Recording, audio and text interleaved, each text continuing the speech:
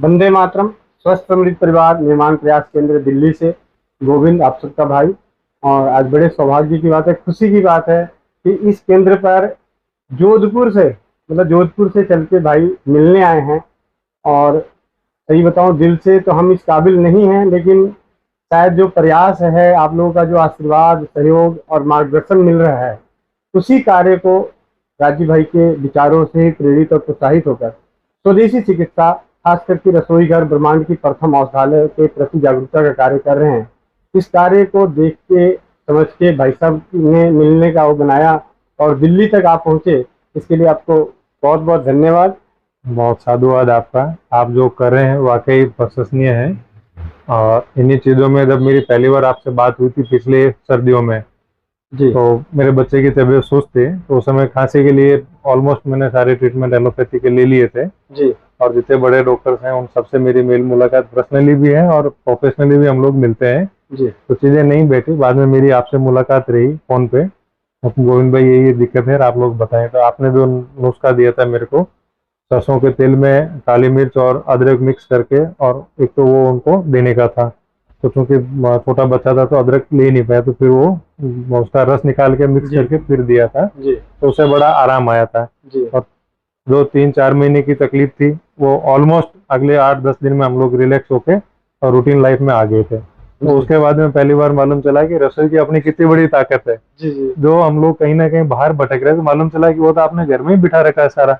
जी और तब जाके धीरे धीरे रसोई के साथ जुड़ना चालू किया। जी और उसी क्रम में मेरी बीच में आपसे एक बार फिर बात हुई थी। एक एंजियोप्लास्टी के पेशेंट थे, उनके रिगार्डिंग भी, शायद आपको याद है कि नहीं है। शायद उतना ध्यान नहीं है। हाँ, हम्म, रूटीन में ही था। तो आपने कहा कि भरोसा है तो वो अदरक की जो हाँ हाँ कली आती है वो डेली हाफ खाइए। जी जी तो उनको भी वापस काफी रिलैक्स है। जी उनसे मेरा फॉलोअप नहीं है वापस, लेकिन जब हाँ बात हुई थी तो रिलैक्स है। जी जी तो कहीं ना कहीं जब चीजें, अदरक घर के काम में आ रही है, लहसुन की कली काम में आ रही है, इलायची काम में आ रही है, गुड़ काम में आ रहा है, सरसों का तेल काम में आ रहा है, राई काम में आ रही है, जब मालूम चला कि ये सारी ही चीजें दवाइयों का काम कर रही है, जी तो कहीं ना कहीं इन्हीं चीजों को आगे बढ़ाया जाए। अगर मेरा परिवार स्वस्थ हो सकता है, मेरे बच्चे स्वस्थ हो सकते हैं, तो बाकी लोग भी अगर इन छोटी छोटी चीजों को अपनाते हैं तो वो भी स्वस्थ हो सकते हैं।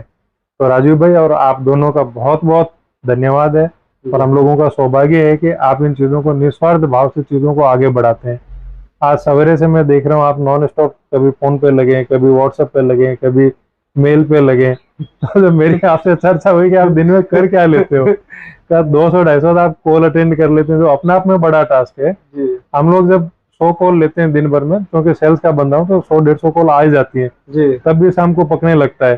जी और आप 200-250 तो कॉल अटेंड कर लेते हैं, 200-250 आप व्हाट्सएप पर वापस रिप्लाई कर देते हैं। और बीच बीच में हम लोग आते हैं, हम लोग आपका और समय ले लेते हैं और ये सारा काम कर लेते हैं। तो वाकई आपकी एनर्जी लेवल और दोनों चीजें, अब कहने लायक मेरे पास में शब्द नहीं है कि क्या कहूँ इन चीजों के लिए। परफेक्ट, शानदार। बस समाज सेवा का इससे बढ़िया और निस्वार्थ भाव का एग्जाम्पल दूसरा बहुत कम देखने को मिलता है वाकई।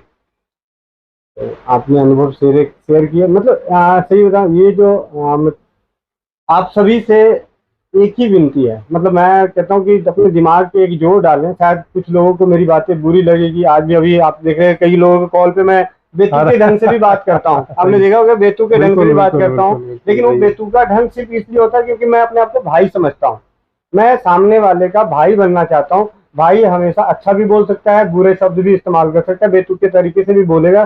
दिल पे बात लग जाए तो बहुत सारे लोग, तो मेरा पर्पस ये है कि मैं सिर्फ छोटी सी बात कहता हूँ कि क्या हम वाकई हमारे बाप दादाओं के बाप दादा के बाप दादा के बाप दादा के बाप दादा, यानी पिछले हम ज्यादा नहीं तो 10 से 15 पीढ़ियों की पुरानी बात करें, तो क्या उस वक्त सारे लोग दवाओं पे थे?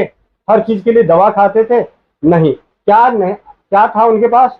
जो भी रहा होगा, हम वो भी बात नहीं करते, जो भी रहा होगा, लेकिन इतना तो सबको मालूम है कि पहले के लोगों की उम्र अच्छी थी। ना खाने पीने की इतनी सुविधाएं भी नहीं थी। आज हमारे पास काजू पिस्ता बादाम सेब संतरे सारी चीजें मिल रही है, फिर भी बीमार हैं लोग। और पहले ये सब कुछ भी नहीं था, तब भी लोग ठीक थे। सिर्फ क्या था, पहले डर नहीं था। डर फैलाने वाले व्यवसायिक किस्म के डॉक्टर, वैद्य, नीम हकीम, दुनिया जो भी कह लो, जिस तरीके, वो लोग नहीं थे। वो लोग अगर थे भी तो वो लोग सिर्फ इसको एक समाज सेवा के रूप में काम करते थे, ना कि व्यवसाय के रूप में। आज चिकित्सा का व्यवसायीकरण होना ही हमारे अंदर वो डर पैदा करेंगे। तभी हमारा उनका व्यवसाय चलेगा।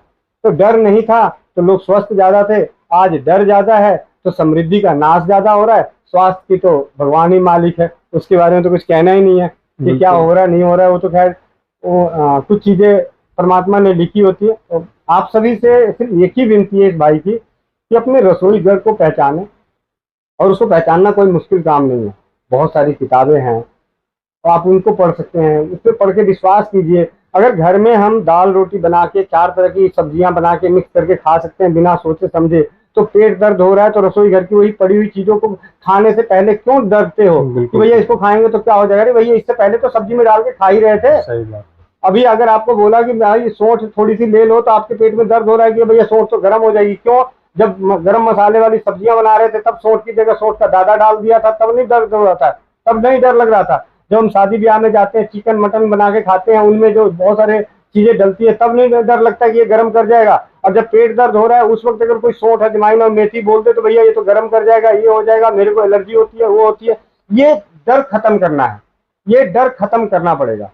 हाँ, ऐसा नहीं है कि इन चीजों के कुछ चीजों के दुष्प्रभाव भी होते हैं, मैं मना नहीं करता, लेकिन डर तो खत्म करो पहले, मात्रा कम कर ले तो अपने आप वो खत्म हो जाएगा। डर के आगे जीत है। डर के आगे जीत है। डर खत्म होगा तो कहीं ना कहीं चीजें आगे बढ़ती हुई ही दिखेगी। तो भैया आपने अपना नाम और परिचय नहीं बताया, वो जरा आप बता दें। मेरा नाम महावीर है और हम लोग सीए ऑफिस रन करते हैं। अकाउंटिंग, टैक्सेशन और इन्वेस्टमेंट एडवाइजरी हमारा प्रोफेशनल वर्क है जी।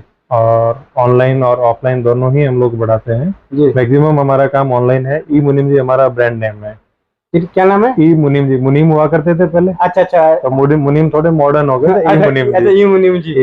ई मुनीम जी आपका ब्रांड नेम है। बिल्कुल। तो इसकी वेबसाइट भी है? हाँ, वेबसाइट भी है ई मुनीम जी के नाम से। अच्छा अच्छा। और मेरी सबसे विनती रहेगी कि गोविंद भाई जो काम कर रहे हैं इनके बिल्कुल प्रयासों को आगे बढ़ाया जाए और जहां तक हो सके अपने अपने घर में अपनी चीजों को जरूर यूज करें। कुछ बुक्स जो सपोर्टिव होती हैं अगर मिल जाती हैं तो ठीक, नहीं तो आप गोविंद भाई से चर्चा कर सकते हैं। इनकी मैं भी कुछ बुक्स लेके जा रहा हूँ और मेरी कोशिश रहेगी कि मैं 1 घंटा डेली इन बुक्स को पढूं ताकि कुछ नई चीजें निकले, ताकि इनका लोड कुछ कम कर पाए। और ये इनका उद्देश्य है। बिजनेस तो होता रहेगा, अपने आप चीजें साइड में चलती रहती हैं, लेकिन जो निस्वार्थ भाव से चीजें चलती हैं उसका कोई तोड़ नहीं है आज के दिन।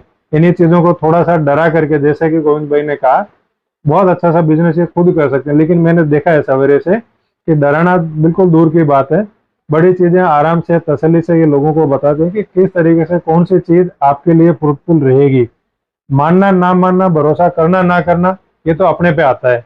जब कर लेंगे भरोसा तो दूसरी बार आसानी से होगा, तीसरी बार और आसान होगा, चौथी बार जरूरत ही नहीं पड़ेगी, बोल दिया हो गया। तो यही चाहते हैं कि शिक्षा, स्वास्थ्य और समृद्धि 2 चीजें आप लेके चल रहे हैं, तीसरी चीज आप सब समझदार हैं शिक्षा के तौर पर, हमें कहने की जरूरत नहीं है। जी। वंदे मातरम। वंदे मातरम।